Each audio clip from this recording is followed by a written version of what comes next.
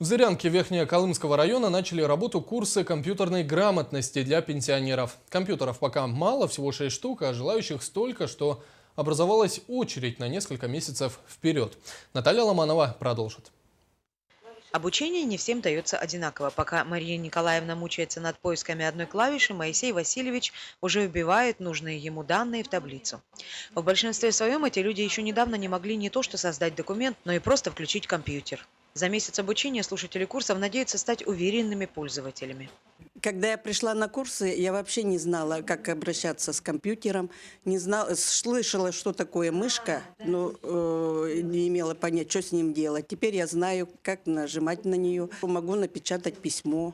В дальнейшем хочу, чтобы у меня был интернет, чтобы общаться с внуками. Внуки у меня живут от меня далеко. Курсы компьютерной грамотности – это составная часть клуба по интересам для пожилых, созданного на базе Зырянского центра культуры. Входят в него еще и караоке-клуб и творческое любительское объединение для приверженцев рукоделия.